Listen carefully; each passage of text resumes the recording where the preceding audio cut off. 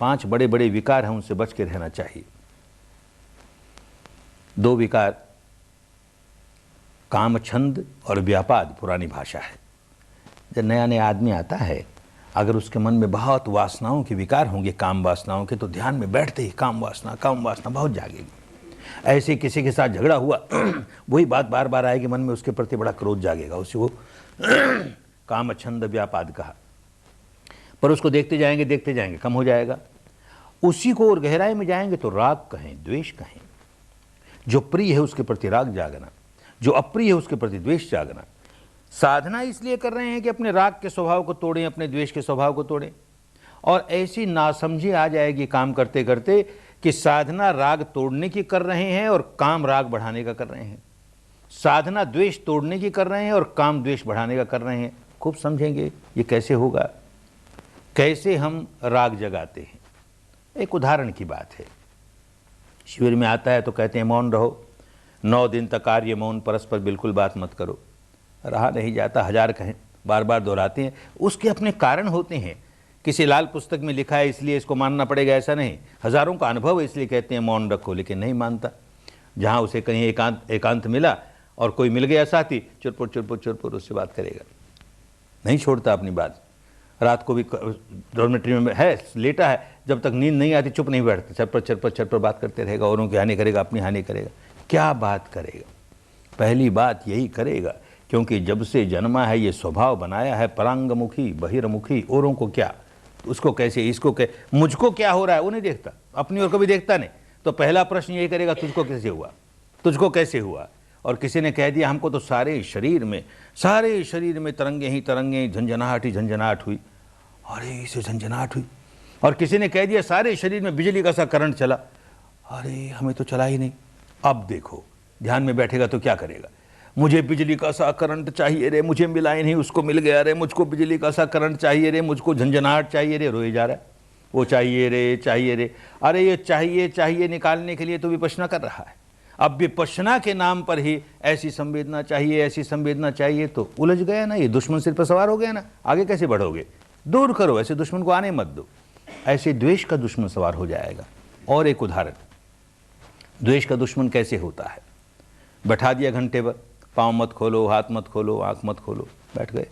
आध घंटा किसी तरह बीता और उसके बाद पीड़ाएं शुरू हुई, बहुत पीड़ा, हाय रे मरा रे। तो वही पुरानी आदत, औरों को क्या हो रहा, मुझे तो बड़ी पीड़ा हो रही है, औरों को क्या हो रहा, आंख खोल के देख नहीं सकते क्या हो रहा है, तो नहीं मानता। कहा आंख मत खोलना, फिर भी थोड़ी सी आंख खोल लेता और यूं चारों ओर देख लेता। और उस समय ऐसा संयोग कि जिसको देखो वही बुद्ध की मूर्ति की तरह बैठा है, महावीर की मूर्ति की तरह बैठा है। अरे तो इनको कोई पीड़ा उड़ा नहीं होती, ये पीड़ा मुझको ही होती है। इनकी सारी पीड़ा निकल गई, मेरी अब तक नहीं निकली। हाय रे मेरी पीड़ा नहीं निकली रे, मेरी पीड़ा नहीं निकली रे।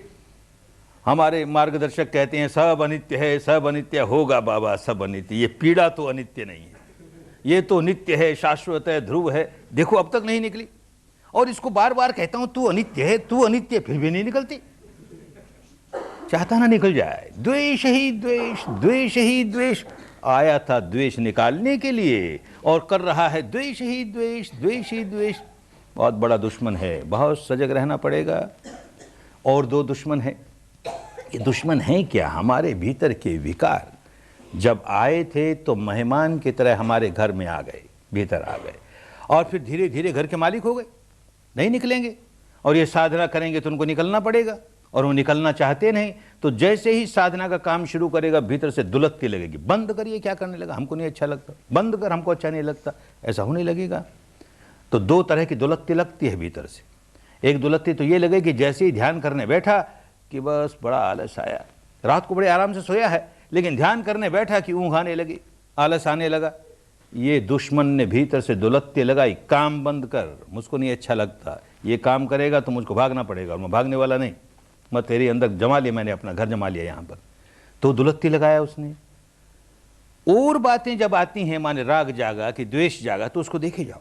देखो इस समय राग जागा है, तो देखते हैं कितनी देर रहता है, उसकी ताकत कम हो जाएगी, निकल जाएगा। द्वेष जागा, देखते जाओ, उसकी ताकत कम होगी, निकल जाएगा। ये आलस जागे तो देखने से बात बनती नहीं, ये तो सिर्फ एकदम सवार हो गया, काम ही नहीं करने देगा, देखने ही नहीं देगा। इससे युद्ध करना पड़ेगा। क्या युद्ध करोगे? सांस को तेज कर दो, उससे भी नहीं होता तो मान लो 1 घंटे की बैठक है, उसमें तो सिवाय सांस तेज करने की और कोई सहारा नहीं। 1 घंटे वाली बैठक नहीं है तो खड़े हो जाओ, 5 मिनट खड़े हो जाओ, खड़े खड़े आलस निकाल लो और अपना काम करते रहो, काम वही करते रहो। उससे भी नहीं निकला तो भले 5 मिनट बाहर जाओ, चलो 5 मिनट चलो और फिर आ जाओ, फिर बैठो, चलते चलते भी काम तो यही कर रहे हैं, फिर बैठो, आलस दूर हो जाएगा। उससे भी नहीं होता तो जाकर के आंख पर ठंडे पानी के छींटे डालो, किसी तरह से इस दुश्मन से युद्ध करके छुटकारा पाओ, नहीं तो काम नहीं होगा। दूसरा दुश्मन देखो, ये नींद से तो हमारे काबू में नहीं आया तो बेचैनी पैदा करो। तो दूसरी दुलकती लगती है भीतर से, बड़ी बेचैनी, बड़ी बेचैनी, साधना करने को जी नहीं चाहता, ये कर लूँ वो कर लूँ, ये चला जाऊँ, थोड़ा सा पढ़ लूँ, थोड़ा सा लिख लूँ, थोड़ा सा बतिया लूँ, थोड़ा सा ये कर लूँ, सब करेगा, साधना नहीं करेगा। 1 घंटे की साधना है अधिष्ठान की, जिसमें पाँव नहीं खोल सकते, हाथ नहीं खोल सकते, आंख नहीं खोल सकते। कब उठ गया पता ही नहीं, उठ के बाहर भी चला गया, और बाहर जाके होश आया, अरे तो अधिष्ठान था ना, मैं कैसे आ गया, कुछ होश नहीं उसे क्या कर रहा हूं, क्योंकि भीतर से दुलकती लगी, बंद करिए क्या काम कर रहा, हमको अच्छा नहीं लगता। और शाम को जब कोई कहता है 6 दिन पूरे हुए, अब तो 4 ही दिन बाकी है, जब रोता है, अरे आज का दिन हमने ऐसे खो दिया, हमने कुछ नहीं किया रे, हाय रे कुछ नहीं किया रे, अब रोना शुरू किया। वो और बड़ा दुश्मन है। धर्म के क्षेत्र में रोने को जगह नहीं। गलती हो गई तो अपने किसी बड़े के सामने जाके स्वीकार कर ले, दबाए नहीं गलती को, हमसे ये भूल हुई और अब हम प्रतिज्ञा करते हैं ऐसी भूल फिर नहीं करेंगे। उसका पश्चाताप नहीं करे। धर्म में न पूर्वताप है न पश्चाताप है, ताप है ही नहीं। गलती का न्यायीकरण भी नहीं करे, लेकिन गलती हो गई तो उसे छुपाए भी नहीं, उसको स्वीकार करे और निर्णय कर ले कि भविष्य में नहीं होने देंगे। क्योंकि अगर पश्चाताप करने लगा तो एक अपराध की ग्रंथि बांधनी शुरू कर देगा और वो अपराध की ग्रंथि फिर निकालनी कठिन हो जाएगी। बार बार उसको याद करके रोएगा तो नए संस्कार रोने के बना रहा है ना, उसको याद कर करके रो रहा है तो रोने के बीज बो रहा है। रोने के बीज रोना ही लाएंगे, रोने के बीज हंसना नहीं ला सकते। रोने का बीज डालना नहीं कभी। विपश्यना के रास्ते चलने वाला व्यक्ति रोने का बीज नहीं डालेगा। गलती हो गई स्वीकार करेगा, आगे से नहीं करूंगा ऐसी गलती, ऐसा दृढ़ निश्चय करेगा, तो ये चौथा दुश्मन सिर पर नहीं सवार होगा। पांचवा दुश्मन, पुरानी भाषा में कहा विचिकित्सा, माने संदेह होता है। पुराने लेप है ना, हर परंपरा के अपने अपने लेप। अरे बाबा ये क्या करने लगे, सांस को देखो, क्या मिलेगा सांस को देखने से? राम को दिखाते, बुद्ध को दिखाते, आत्मा को दिखाते, परमात्मा, तो कोई बात होती? सांस को क्या देखें? और अब शरीर को देखो, संवेदना, ये कोई बात हुई? क्या शरीर को देखें? हम खूब जानते हैं अनित्य है, इसमें क्या नई बात बता रहे हैं हमको? हम जानते हैं ना अनित्य है, खूब जानता मानता कुछ नहीं, मानता है, अनुभव नहीं है, लेकिन फिर भी कहता खूब जानता हूं मैं, खूब जानता हूं, इसको क्या देखूं? ये क्या करा रहे हैं? संदेह होता है, सारे मार्ग पर संदेह होता है, विद्या पर संदेह होता तो काम नहीं कर पाता। जब जब ऐसा संदेह हो, अपने मार्गदर्शक से एक बार नहीं अनेक बार मिलो और संदेह को दूर करो, नहीं तो ये पांचवा दुश्मन काम नहीं करने देगा। इन पांचों दुश्मनों को अलग रखोगे तो काम बड़ा अच्छा होगा। आगे बढ़ते ही चले जाओगे, बढ़ते चले जाओगे, चाहे जो करे। पांचों दुश्मनों को अलग करके चाहे जो करे, जैसे करना है वैसे करे, परिणाम आएंगे ही, अच्छे परिणाम आएंगे ही। कोई बुद्ध हो या न हो कोई फर्क नहीं पड़ता। बुद्ध होता है तो यही कल्याण होता है कि खोई हुई इस विद्या को वो खोज निकालता है और लोगों को बांटता है। अन्यथा उसके सामने भी लोग करेंगे तो यही परिणाम आएगा, उसके बाद भी लोग करेंगे यही परिणाम आएगा, उसके पहले भी अगर कोई इस प्रकार करेगा तो यही परिणाम आएगा। ये तो विद्या है, जो इसका पालन करेगा, इसके अनुसार काम करेगा, उसको परिणाम आएंगे। तो बुद्ध के समय भी यही होता था, बाद में भी जो लोग करते रहे, जहां जहां पर ये विद्या कायम रही वही परिणाम आते रहे। बुद्ध के समय कितने लोग तर गए, तो बुद्ध की कृपा नहीं, कृपा धर्म की, और धर्म की भी कृपा नहीं, धारण करने वाले की। धर्म धारण ही नहीं करे, धर्म है तो क्या काम आया? बुद्ध जो बताता है वो काम ही नहीं करें तो बुद्ध का होना हमारे क्या काम आया? तो किस तरह लोग काम करते करते करते पलट गए। अंगुलीमाल जैसा व्यक्ति जिसने अपने जीवन में 999 व्यक्तियों की, मनुष्यों की हत्या की। अरे किसी प्राणी की हत्या करे तो भी अंदर बहुत बड़ी गांठ बन जाती है। मनुष्य की हत्या करे आसान नहीं है, बड़ा क्रोध जगाना पड़ता है, बड़ा द्वेष, बड़ी दुर्भावना, तब किसी मनुष्य की हत्या होती है। कितना गहरा पत्थर के लकीर वाला संस्कार बनाया। और ऐसे 999 ऐसे व्यक्ति की क्या दशा होगी? ऐसा व्यक्ति भगवान के संपर्क में आया, धर्म के संपर्क में आया, यही विद्या करते करते करते संत हो गया, अरंत हो गया, मुक्त हो गया। अरे करुणा से भर गया। मैं पहले किस गलत रास्ते पड़ा था, अपनी हानि करता था, लोगों की हानि करता था। ये कल्याणकारी विद्या, अरे ये मिले लोगों को, कैसे मिले? तो गांव गांव, नगर नगर घूमता है, लोगों को बांटता है। कहीं कहीं लोग पहचान लेते हैं ये वही अंगुलीमाल है। जिसने मेरे पिता की हत्या की, कि माता की, कि पति की, कि पत्नी की, कि बेटे की, कि बेटी की, वही है। तो लोग गुस्से के मारे गालियां निकालते हैं, पत्थर मारते हैं, लाठियों से मारते हैं। खून बहता है शरीर से खून बहता है, और हृदय से तो मैत्री बहती है, करुणा बहती है। तुम्हारा मंगल हो, तुम्हारा कल्याण हो। बहुत भटका हुआ था रे मैं, मुझको ये कल्याणकारी मार्ग मिल गया, तुम भी चल के तो देखो, चल के तो देखो। कैसे संत हो जाते हैं। तो किसी के चमत्कार से नहीं होते, ये विद्या की वजह से, क्योंकि उसने धारण किया, अनुभव किया, बदलता चला गया, दुखों के बाहर निकल जाता है आदमी, सारे विकारों के बाहर निकल जाता है। एक महिला बहुत इच्छा कि पुत्र प्राप्त हो, उसे नहीं हुआ। जरा बड़ी उम्र में जाकर के पुत्र हो गया, बड़ी खुशी हुई, बड़ी आसक्ति भी हुई। और ऐसा संयोग हुआ कि 2-4 बरस का होते होते किसी सांप ने उसे डस लिया, मर गया। अब उसके दुख का ठिकाना नहीं। कितनी गहरी आसक्ति थी ना, उतना ही ज्यादा दुख हुआ। बच्चे की लाश को अपनी छाती से चिपकाए हुए, ये मरा नहीं रे, ये जिंदा है, ये सो गया है, आप इसको मरा हुआ मत कहो, ये सो गया है, इसको कोई जगा दे रे, इसको कोई। लोग समझाए, माई ये मर गया, हमारे हवाले कर शमशान भूमि में ले जाए, जिंदा नहीं है। नहीं, ये जिंदा है, कोई इसको सोने की, कोई इसको जगाने की दवा दे दे, कोई इसको जगाने की दवा दे दे। तो किसी ने कहा, देख, आज की दुनिया में बड़े से बड़ा वैद्य जो सारे दुखों के दूर करने का इलाज जानता है, वो भगवान बुद्ध है। उसके आश्रम में चली जा, कौन जाने वो तुम्हारा कल्याण कर दे। बड़ी खुश हुई, गई, भागी गई भगवान के पास। उनके सामने वो मृत शरीर रख दिया बच्चे का। महाराज, लोग कहते हैं मर गए, मरा नहीं महाराज, सो गया है, आप कुछ कीजिए महाराज, इसको जगा दीजिए। इतनी गहरी आसक्ति, इतना गहरा दुख। भगवान ने देखा इस भावावेश में कोई धर्म की बात समझने लायक नहीं है, तो उनका अपना तरीका होता था किस व्यक्ति को किस तरह समझाया जाए। उनको तो लोक कल्याण करना है ना, जिससे वो धर्म को ग्रहण करके, पालन करके अपना कल्याण कर सके। तो कहा, जा शहर में जाकर के एक चुटकी भर सरसों ले आ, किसी से मांग के लिया। अरे भगवान कुछ ऐसी औषधि देंगे, मेरा पुत्र जी जाएगा। बड़ी खुश हुई, भागी। अरे रुक, पूरी बात सुन के जा। उसी घर से लाना जिस घर में कोई न मरा हो। हाँ महाराज, उसी घर से लाऊंगी। अब जाए, गांव के, नगर के, घर घर में, मोहल्ले में जाके मांगे, कोई चुटकी भर सरसों दे दो, मेरा बच्चा जी जाएगा। अरे सरसों चुटकी भर क्या, पूरा बोरा ले जा, पूरा बस्ता ले जा, तेरा बच्चा जिए किसी तरह। फिर पूछते, तुम्हारे घर में कोई मरा तो नहीं ना? तो मुंह लटक जाती हैं लोगों के। कोई कहता मेरा बाप मरा, कोई कहता माँ मरी, कोई कहता पत्नी मरी, पति मरा, बेटा मरा, फला मरा। सब घर में कोई ना कोई मरा ही। दिन भर थकी मांदी शाम को आई। अब भगवान ने समझा, ये समझने लायक हो गई, क्योंकि समझ गई सारे संसार में मृत्यु सब जगह आती है, व्याकुल होने की क्या बात है, इसमें मृत्यु तो आती है। तब उसे समझाया, और यही समझाया, देख अपने आप को। और ये देखते देखते देखते वही किसा गौतमी अनंत हो गई, मुक्त हो गई, और सारे जीवन भर ऐसी दुखियारी महिलाओं को धर्म बांटते बांटते अपना जीवन सफल किया, औरों का जीवन सफल किया। एक और महिला, वो एक बड़े धनवान की लड़की, युवावस्था में पांव रखते रखते पांव फिसल गए, अपने घर के किसी नौकर के साथ भाग गई। और भाग गई, कुछ दिनों तो उसका नशा रहा, फिर धीरे धीरे बड़ी दुखी, उस वातावरण से बड़ी दुखी हुई। और ऐसा संयोग हुआ, 2 पुत्र हुए, वो भी मर गए, पति भी मर गया। घर लौट करके आए, अपने पीहर में आई तो माँ मर गई, पिता मर गया, भाई मर गया। अरे अब संसार में उसका कोई नहीं, इतनी दुखियारी, कोई नहीं संसार में। इस दुख के मारे पागल हो गई। श्रावस्ती की नगर की गलियों में पागल की तरह फिरे, बिल्कुल नग्न फिरे। उसका कोई पुराना पुण्य था, जिसकी वजह से भगवान के आश्रम के सामने से गई, और वहां देखा भगवान कोई धर्म सिखा रहे हैं, वाणी बड़ी प्यारी लगी, तो वहीं बैठ गई, सुनने लगी। भगवान की वाणी सुनते सुनते सुनते होश जागा, तो देखती है मैं नग्न हूं, बड़ी शर्म आई, सकचाई। तो पास कोई भाई खड़ा था, उसने चादर उड़ा दी, वो चादर ओढ़ करके भगवान की वाणी सुनने लगी।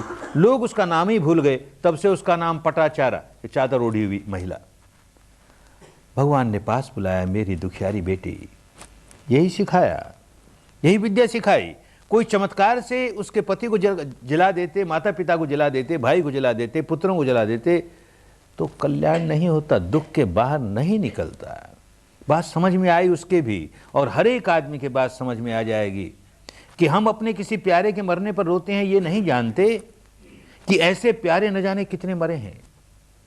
असंख्य जन्म बीत गए, और हर जन्म में कोई ना कोई प्यारा मरा है, कोई ना कोई प्यारा मरा है, मरा है और हम रोए हैं, मरा है और कोई हम रोए हैं।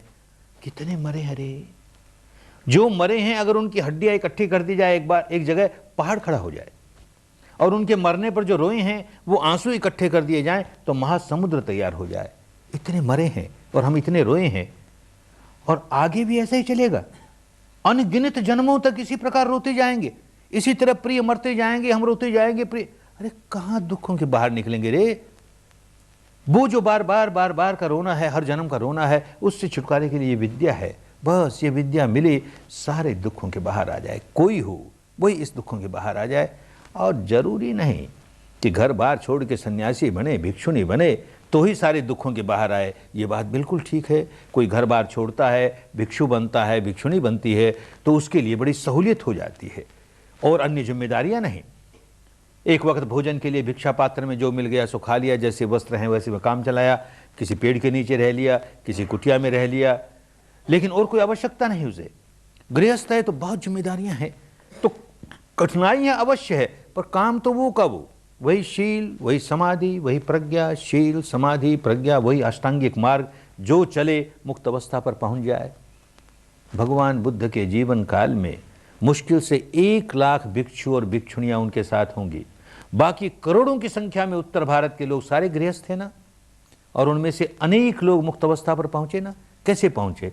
बात वही कि वो रास्ता वो का वो काम करे, पहुंच जाएगा। गृहस्थ होगा, कठिनाइयों में से गुजरते हुए, बाधाओं में से गुजरते हुए काम करता जाएगा, पहुंच ही जाएगा। उन दिनों का एक बहुत धनवान व्यक्ति, अनाथ पिंडक नाम उसका, भगवान के संपर्क में आया, ये विद्या सीखी, और सीखते सीखते सीखते अंदर की सच्चाइयों को देखते देखते देखते शरीर और चित्त के परे की सच्चाई देख ली, निर्वाण का साक्षात्कार कर लिया। आज के भारत में तो ये विद्या ही लुप्त हो गई, इसलिए निर्वाण शब्द का अर्थ ही खो बैठे। जब नया नया बर्मा से आया था तो किसी आदमी को कहूँ कि तुझे निर्वाण प्राप्त हो तो घबराए। गुरु जी ने आशीर्वाद देने के बजाय ये क्या कह दिया? निर्वाण का अर्थ मृत्यु हो गया। इस देश में निर्वाण कहने का मतलब मृत्यु, और हम कहें तुम्हें निर्वाण प्राप्त हो तो कहते बाबा मृत्यु प्राप्त हो ना, बाबा मुझे मृत्यु नहीं चाहिए, गुरु जी आप क्या कहने लगे, हमको तो दीर्घायु का आशीर्वाद दीजिए। अरे जीते जी निर्वाण की अनुभूति होती है, उस निर्वाण की बात कर रहे हैं। भीतर ही भीतर ये शरीर और चित्त का प्रपंच देखते देखते देखते उसके परे की अवस्था जो नित्य है, शाश्वत है, ध्रुव है, इसी जीवन में उसका अनुभव करना है। भारत से लुप्ति हो गई ना, तो शब्द का अर्थ ही चला गया, कहाँ का कहाँ चला गया। ये व्यक्ति अपने इसी जीवन में उस अवस्था का साक्षात्कार करता है, और पहली बार जो साक्षात्कार कर लेता है उसको श्रोतापन्न कहते हैं। स्रोत में पड़ गया। काहे के स्रोत में पड़ गया? मुक्ति के स्रोत में पड़ गया। अब इस व्यक्ति को दुनिया की कोई शक्ति रोक नहीं सकती अनंत बनने में। ज्यादा से ज्यादा 7 जन्म में अनंत बन ही जाएगा, क्योंकि उस स्रोत में पड़ गया। ऐसा व्यक्ति, राजगिरी में उसे ये अवस्था प्राप्त हुई, और वो रहने वाला कौशल देश का, वहां की राजधानी श्रावस्ती में बहुत बड़ा व्यापारी वहां का। जब आदमी को ऐसा अमृत चख लेता है तो रहा नहीं जाता। अरे ऐसा अमृत सब चखें, ऐसा धर्म सबको मिले, ऐसा उसके मन में होने ही लगता है। तो भगवान से कहता है महाराज आप हमारे नगर में श्रावस्ती में आइए। वो उस समय के भारत की सबसे ज्यादा आबादी वाली नगरी, बहुत दुखियारे हैं महाराज, ये विद्या मिलेगी, अनेकों का कल्याण हो जाएगा। आपके लिए वहाँ पर कोई ऐसा ध्यान केंद्र बनाएं और आप वहाँ आकर के सिखाएं। भगवान केवल मुस्कुराए, इसने समझ लिया कि भगवान मान गए हैं, तो आया और आके जगह ढूंढता है कहाँ आश्रम बने, तपोभूमि कहाँ बने। शहर से बहुत दूर होगी तो लोग लाभ नहीं ले सकेंगे, शहर के बीच में होगी तो कोलाहल में काम नहीं हो सकेगा, तो न बहुत दूर हो न बीच में हो, ऐसा कोई स्थान बहुत शांत भी हो, जहाँ लोगों की पहुँच भी हो। खोजते खोजते एक बगीचा, एक उद्यान, अरे किसका है ये, बहुत अच्छी जगह है, किसका है? वहाँ के राजा के राजकुमार का, जेठ राजकुमार का उद्यान है, बगीचा है। तो उसके पास जाता है कि मुझे तुम्हारा ये बगीचा खरीदना है। उसे बड़ा गुस्सा आता है, ये बेचने के लिए थोड़ी है, ये तो मेरे आमोद प्रमोद के लिए है, नहीं बेचता मैं। नहीं भाई हमें तो खरीदना है। नहीं बेचता मैं, कुछ तो दाम कह तुम, तो तेरे मुंह मांगे दाम दूंगा। वो जब किसी तरह नहीं टला तो उसने कहा जानते हो क्या दाम है इसका? सारी धरती पर सोना बिछाना पड़ेगा, इतनी कीमत है। सौदा पक्का हुआ। अब वो तिल मिलाया, उसको तो बेचना नहीं था, लेकिन राज्य का नियम था, अगर कोई कीमत कह दे, उस कीमत पर लेने वाला हाँ कह दे तो सौदा पक्का, तुम्हें देना ही पड़ेगा। अब गाड़ियां भर भर के लाता है सोने की, सर्फियों की, और बिछाता है, सारी भूमि हमें खरीदनी है, बिछाता है। जैत राजकुमार देखता है कि ये सेठ पागल हो गया, उससे कहता है तू पागल हो गया, कभी धरती की इतनी कीमत हुआ करती है? वो कहता अरे तू नहीं जानता इस धरती की कितनी कीमत होने वाली है। इस धरती पर भगवान आकर के विपश्यना सिखाएंगे, और एक व्यक्ति को भी मुक्ति का मार्ग मिल गया, और न जाने कितनों को मिलने वाला है। एक व्यक्ति को मिल गया, उसके मुकाबले मेरा सारा धन, कोई मुकाबला नहीं, कोई कीमत नहीं उसकी। एक व्यक्ति को धर्म मिल जाएगा, इसलिए ये काम कर रहा हूं। तो जैत राजकुमार ने देखा अरे इतनी बड़ी बात है, तो कहता बाबा बस जो हुआ सो हुआ, बाकी मेरी ओर से दान। बहुत बड़ा विहार बना, वहां पर ध्यान केंद्र बना, 10,000 व्यक्ति रह करके एक साथ ध्यान कर सकें, इतना बड़ा ध्यान केंद्र बना। अनेक लोगों को उससे लाभ हुआ। यही अनाथ पिंडक जब जब वहां पर आए, सुबह शाम जरूर आए, तो गृहस्थ है ना, गृहस्थ का एक धर्म, बड़ा आवश्यक धर्म, और वो ये कि कभी भी बिना दान दिए बिना नहीं रहता। क्योंकि दान देगा तो उसका अहंकार टूटेगा, केवल संग्रह करेगा अहंकार बढ़ेगा, मुक्त नहीं हो सकता। तो जब आए तब कुछ न कुछ लेकर आए साधकों के लिए, खाली हाथ नहीं आए, कुछ न कुछ लेकर आए। एक अवस्था ऐसी आई कि बिल्कुल कंगाल हो गया, कुछ नहीं उसके पास। ऐसा आता है उतार चढ़ाव जीवन में, अब क्या करे, खाली हाथ जा नहीं सकता। तो अपने घर के पीछे जो बगीचा था और उसकी धरती जमीन बड़ी उपजाऊ थी, 2 मुट्ठी मट्टी लेकर आता है, और इस तपोभूमि में आकर किसी पेड़ के नीचे वो मट्टी डाल देता है। इस मट्टी से ये पेड़ खूब बढ़े और इसकी छाया में एक व्यक्ति को भी मुक्ति का रास्ता मिल जाए। बस ये चेतना है, कैसे लोगों का कल्याण हो। देने वाला जब ये देखता है कि दे करके मुझे क्या मिले, मुझे क्या सहूलियत मिले, इस तपोभूमि में मैं एक निवास स्थान बना दूंगा, जब जब मैं आऊंगा तब तब मैं रहूंगा, मैं न रहूं तब और कोई रहे। अरे तो तू कीमत लेता है ना अपने दान की।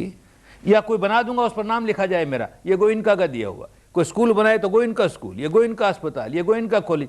पागल हो गए ना, दान देना ही भूल गए।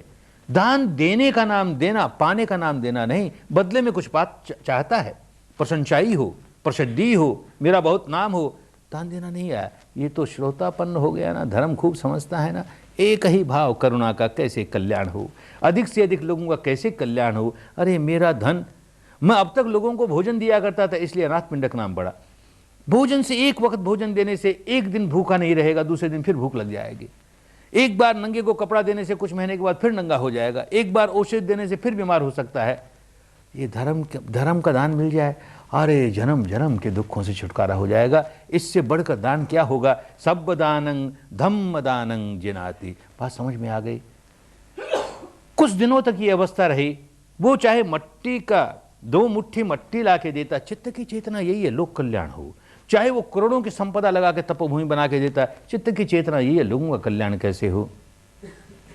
चित्त की चेतना जैसी है वैसे ही फल आएगा। कैसे आदमी बदल जाता है। ऐसे ही एक और बेटी, बहुत धनवान की लड़की, किसी धनवान के घर में ब्याई गई। माता विशाखा 7 वर्ष की थी, तभी भगवान के संपर्क में आई, धर्म के संपर्क में आए। उसके माता पिता, उसके दादा दादी सभी साधना करने लगे, वो छोटी बच्ची भी करने लगी। 7 वर्ष की अवस्था में ही कोई पुराना पुण्य था बहुत बड़ा, पारमी थी बहुत बड़ी, श्रोतापन्न अवस्था में पहुंच गई। बड़ी हुई 16 वर्ष की अवस्था में विवाह हुआ। तो ऐसा संयोग कि ऐसे घर में विवाह हुआ कि जहाँ पर धर्म का नामो निशान नहीं, जहाँ सास नहीं है ससुर है, और ससुर इतने चंड स्वभाव का, इतने शक्की स्वभाव का, जीना दूभर कर दिया।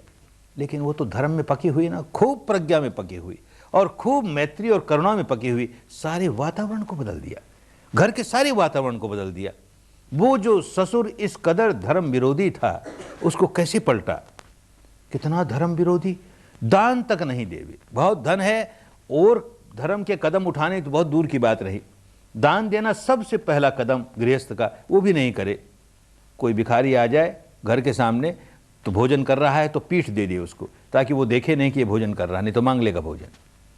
ऐसा कोई भिखारी आए, कोई भिक्षु आए और वो पीठ करता है, तो ये बेटी बड़ी समझदार बेटी है, उससे कहते जा जा चले जा, मेरा ससुर बड़ी बासी बासी रोटी खा रहा है, तो चले जा।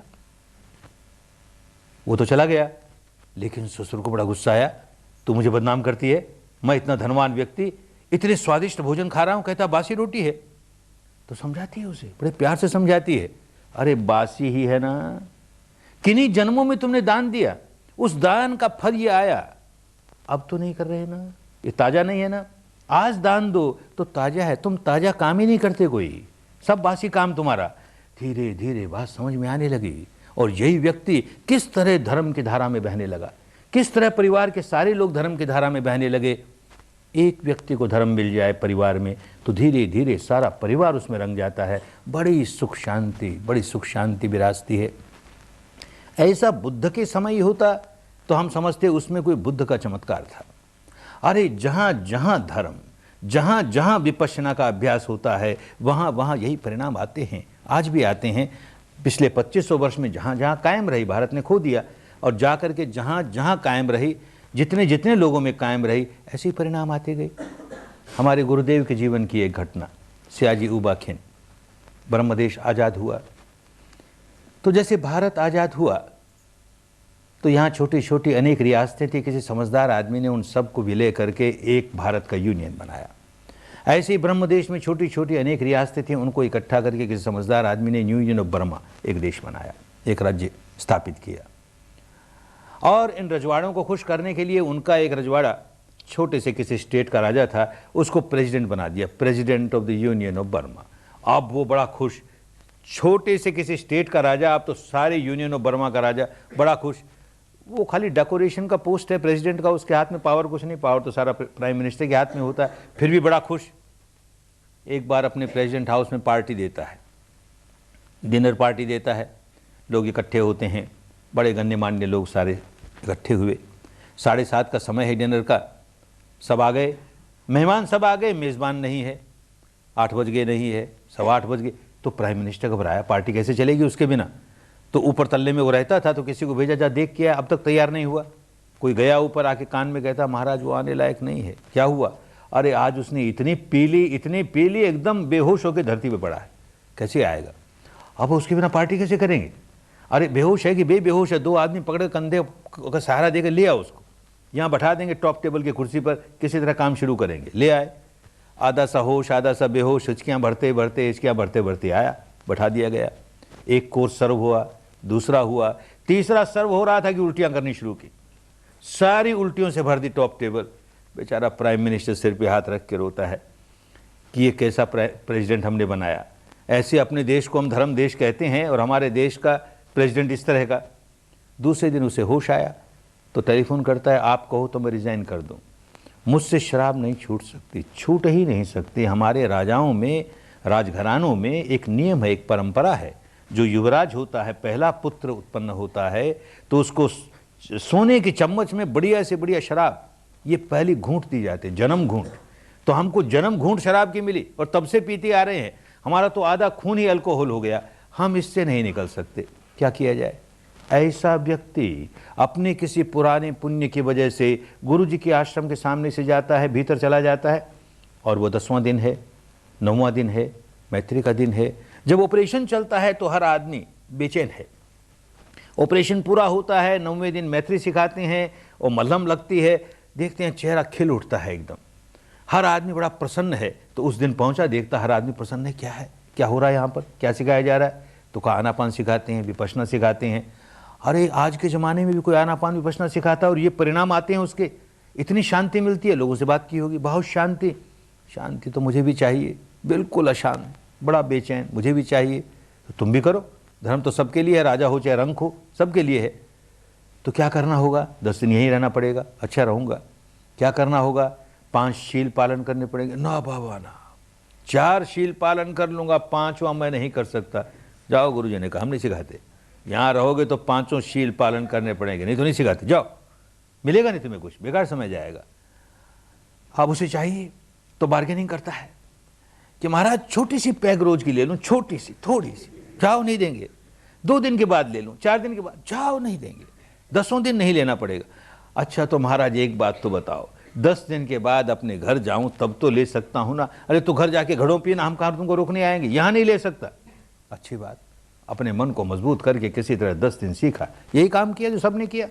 और 10 दिन के बाद अपने घर जाता है, अपने घर जाता है और 100 गज की दूरी पर उसके लॉन में कहीं बाहर गार्डन में भी कोई आदमी शराब पिया हुआ आए तो नाक पकड़ता है, सड़ता है, अरे कौन पी कर आया? अपने आप पीना तो दूर रहा, दूसरे का पीना भी उसे सहन नहीं हो सकता। क्या हो गया?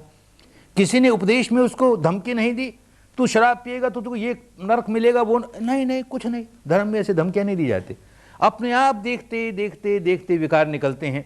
वो सारे संस्कार, उसका ऐसा संयोग हुआ, वो सारे संस्कार जो शराब के नशे के संस्कार थे, एक पर एक घूंघट के पट खुलता गया, पड़ते उतरती गई। जो पहले पहल पड़ा था संस्कार वो भी निकल गया, छुटकारा हो गया। ऐसा किसी बर्मा के एक प्रेसिडेंट का हो जाता तो हम समझते कोई चमत्कार की बात हुई। अरे हजारों लोग शिविरों में से गुजरते हैं, किसी को क्या नशा, किसी को क्या नशा, किसी को जुए का नशा, किसी को शराब का नशा, किसी को ड्रग का नशा, किसी को क्रोध का नशा, किसी को वासना का नशा, किसी को भय का नशा। कैसे बाहर निकलते चले आते हैं, कैसे बाहर निकलते चले जाते हैं। धर्म अपना काम करता है, चाहे वो व्यक्ति हिंदू है कि बौद्ध है कि जैन है कि ईसाई है कि ब्राह्मण है कि शूद्र है, भारतीय है कि अमेरिकन है, कुछ फर्क नहीं पड़ता। धर्म अगर शुद्ध धर्म है, कुदरत के कानून को समझ करके अपना जीवन कैसे इस कानून के अनुसार ढाल लें। हुक्म रजाई चलना, हुक्म रजाई चलना, ये बात समझ में आ जाए तो बाकी 4 दिन का बहुत अच्छा उपयोग करना है। अरे मनुष्य का जीवन मिला, बहुत दुर्लभ होता है, बड़ा कल्याणकारी होता है। किस माने में दुर्लभ, किस माने में कल्याणकारी? मनुष्य ही एक ऐसा प्राणी है जिसको कुदरत ने ये शक्ति दी है कि वो अंतर्मुखी होकर के इस प्रकार सच्चाई को देख करके अपने विकारों को निकाल के मुक्त हो सकता है। ये काम कोई पशु नहीं कर सकता, कोई पक्षी नहीं कर सकता, कोई सरीसृप नहीं कर सकता, कोई कीट पतंग नहीं कर सकता, कोई प्रेत प्राणी नहीं कर सकता। मनुष्य के पास इतनी बड़ी शक्ति है और इस शक्ति का उपयोग न करें तो सारा जीवन खराब गया ना। मनुष्य के जीवन की इतनी बड़ी शक्ति हमने जगाई नहीं, उसका उपयोग नहीं किया तो कोरे रह गए। तो भाई ये बचे हुए 4 दिनों का खूब लाभ उठाना है, मनुष्य जीवन को सार्थक करना है। किसी पर एहसान करने के लिए नहीं, अपने मंगल के लिए, अपने कल्याण के लिए, अपनी स्वस्थी मुक्ति के लिए। जो जो आए इस तपोवन में तपने के लिए, जो जो आए, खूब मंगल हो, खूब कल्याण हो, खूब स्वस्थ मुक्ति हो, स्वस्थ मुक्ति हो। भवतु सर्व मंगलं भवतु सर्व मंगलं